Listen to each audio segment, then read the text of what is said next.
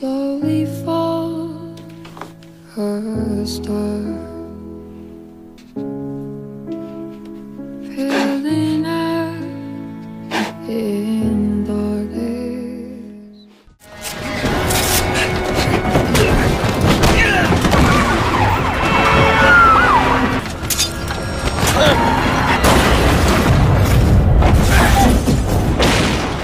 나 비행기 사고 유족이에요.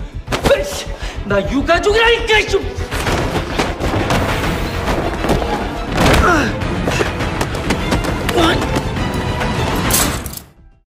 테러범하고 짜고 비행기를 추락시켰어요. 그 테러범 얼굴이 찍힌 동영상이 국정원 안에서 사라졌어요. 사실입니까, 안 원장? 그 직원들이 나눈 대화가 들어있습니다. 감찰부에서 가져간 USB가 왜 바이러스에 걸려 있는지 폐할 생각이십니까?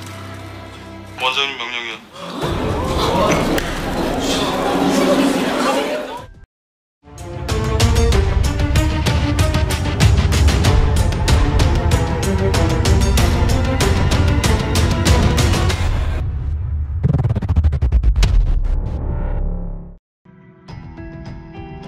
Adegan kini dilanjutkan dengan Oh Sang-mi yang sedang berpura-pura pingsan dan dibawa ke rumah sakit setempat.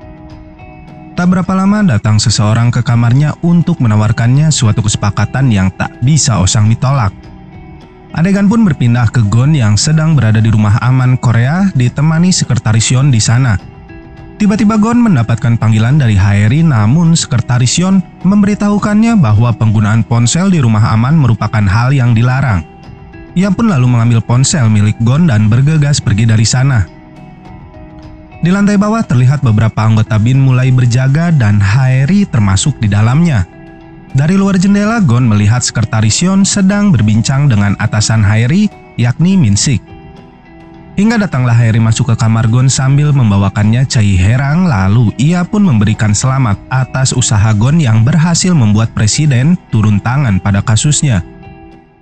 차달건 인정. 완전 인정. 전쟁의 신? 짠!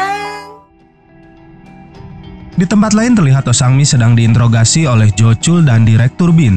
Lalu Ki-teung masuk untuk kembali menginterogasi Oh Sang-mi yang sama sekali tidak mau membuka mulutnya atas peristiwa jatuhnya pesawat B357. Oh Sang-mi berkelit bahwa yang ditelepon oleh suaminya saat berada di dalam kokpit pesawat adalah dirinya. Namun hal itu berhasil dibantahkan Ki-teung yang mengatakan bahwa nomor ponsel Oh Sang-mi tidak ada dalam daftar panggilan ponsel sang suami.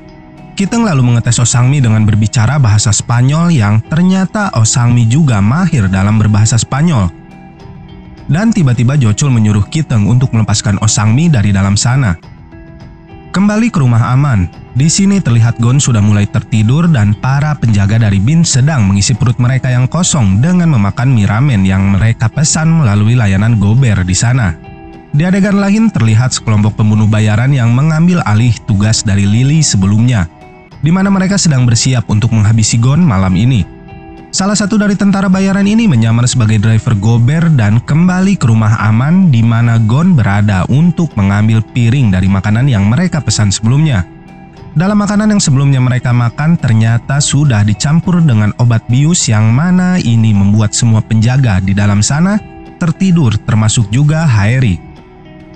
Gon yang menyadari ada yang tak beres sebelumnya sudah mempersiapkan bahwa akan ada yang mencoba membunuhnya malam ini.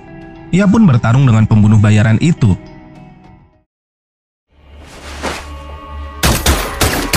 짬뽕을 시켜줄 걸 그랬나?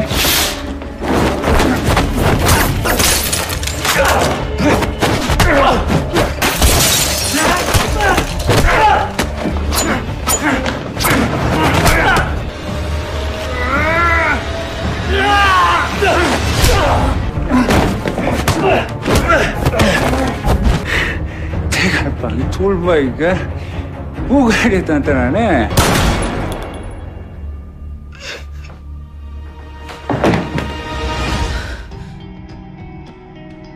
Gon berhasil diselamatkan oleh Haeri yang tak sengaja terbangun dari tidurnya. Gon pun lalu segera mengambil senjata pria itu dan memeriksa daftar panggilan di ponselnya. Gon kemudian menelpon seseorang dengan inisial paman di ponsel pria yang tewas tadi, dan ternyata sebutan paman itu ditujukan kepada Min-sik, atasan dari Haeri di institusi Bin. Di mana di sini Min-sik sedang berada bersama Jessica, yang itu berarti Min-sik adalah seseorang dengan julukan Shadow sebelumnya. Haeri yang sepertinya menyadari bahwa itu adalah suara dari atasannya Min-sik, memberitahukan hal tersebut kepada Gon. Dan untuk meyakinkan hal tersebut, Haeri pun menyuruh Gon untuk berpura-pura tewas. Lalu Haeri mengambil foto dan mengirimkannya kepada orang dengan sebutan paman tersebut. Min-sik yang menerima pesan tersebut pun memperlihatkan foto Gon yang berpura-pura tewas kepada Jessica.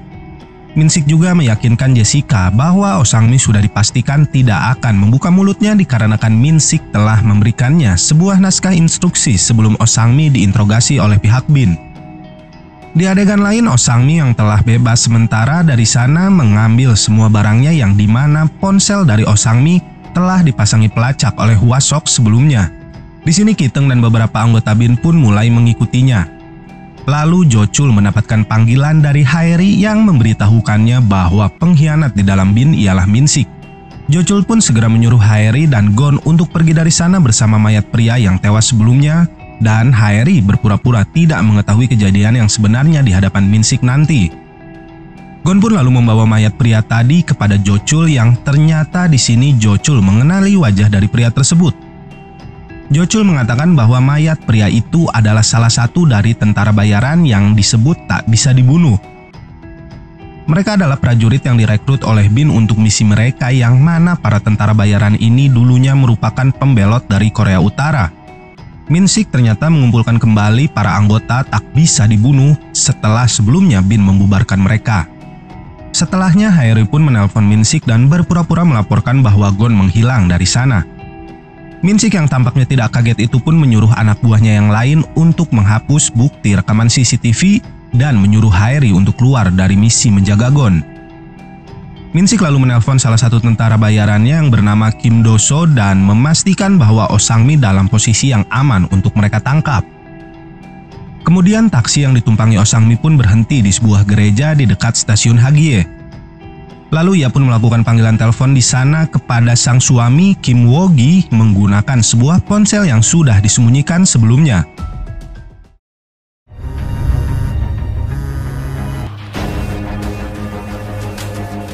조사받고 있는 거 아니야? 걱정 마. 이미 조사받고 문제 다 해결했어. 존앤 마크사 걔들 믿는 거 아니지? 근데 존앤마켓에서 돈은 다 받은 거야? 농대체 하무에 팍팍 꽂으십니다. 너 딴 생각하지 마. 내가 살아야 그 50억 네 거든. Ki-teung dan anak buahnya pun segera menuju ke dalam gereja tersebut dan menangkap kembali Oh Sang-mi yang berusaha menelan SIM card yang sebelumnya ia gunakan untuk menelpon Kim Wo-gi. Namun di saat Ki-teung sedang menelpon Jo-chul untuk memberitahukan berita tersebut, dari arah samping muncul sebuah truk yang langsung menabrak mobil yang mereka tumpangi. Pengemudi truk itu adalah salah satu dari kelompok tentara bayaran tak bisa dibunuh. Mereka pun segera mengamankan Oh Sang-mi dari sana dengan membawanya pergi. Dan di perjalanan, Do-so berpapasan dengan Gon dan Jo-chul di pinggir jalan, dan lalu ia yang menyadari bahwa Gon masih hidup itu pun menelpon ponsel anak buahnya yang telah tewas sebelumnya oleh Haeri.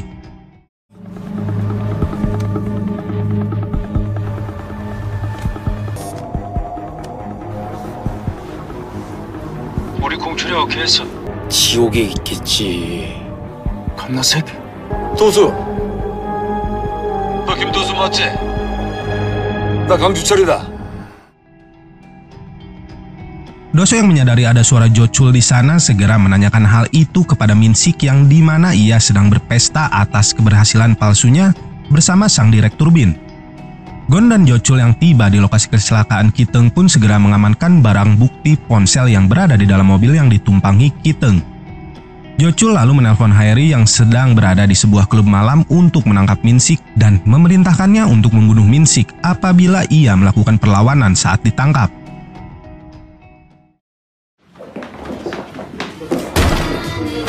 아니 누군데 이렇게 함부로 들어오는 거야? 남편 찾으러 왔으니까 건드리지 마. 김 과장. 내가 지금 바빠서 나중에 다시. 철이가 당했습니다.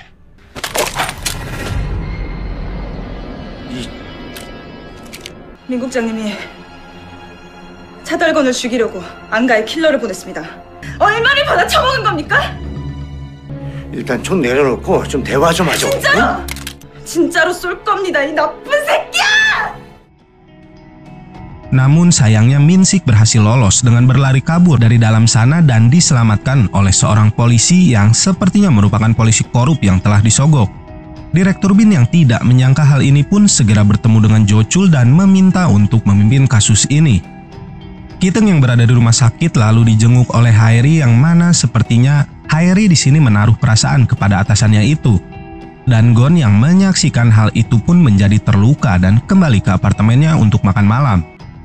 Namun tanpa diduga, Haeri kembali datang ke apartemen Gon sambil membawakannya ayam Kentucky untuk dimakan bersama Gon. Gon lalu mengambil sebotol soju dari dalam kulkas untuk diminumnya bersama ayam Kentucky tadi. Tak berapa lama, Haeri yang lemah itu pun mabuk berat di dalam apartemen Gon dan mulai mengigau tentang Ki-teung di hadapan Gon dan tiba-tiba... 데리고 아닙니다. 저 혼자 갈 수 있습니다. 데리고 일어나봐. 집에 가자. 팀장님은 제가 그렇게 싫으신 겁니까? 데리고 일어나봐. 집에 가자야지. 너 뭐? 내 거 하자고. 어이.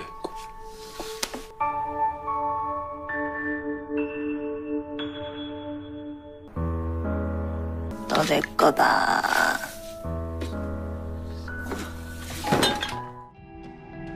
Di lain tempat, Direktur An sedang bersama Presiden dan Perdana Menteri Jo untuk melaporkan temuannya atas kasus pesawat B357. Namun di sini nampaknya Perdana Menteri Jo mempertanyakan bukti yang dimiliki oleh Bin atas temuan mereka.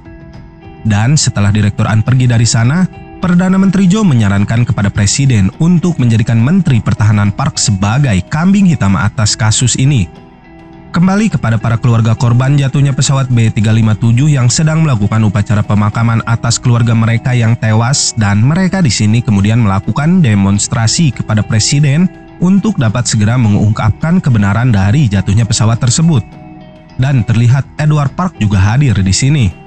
Edward Park lalu menerima amplop berisi foto Jessica bersama Kim Woo-gi dan menyuruh asistennya Mickey untuk mengirimkan foto itu kepada Bin secara anonim.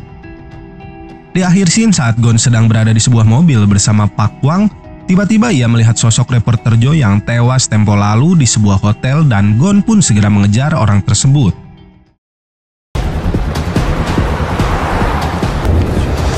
조명 기자님!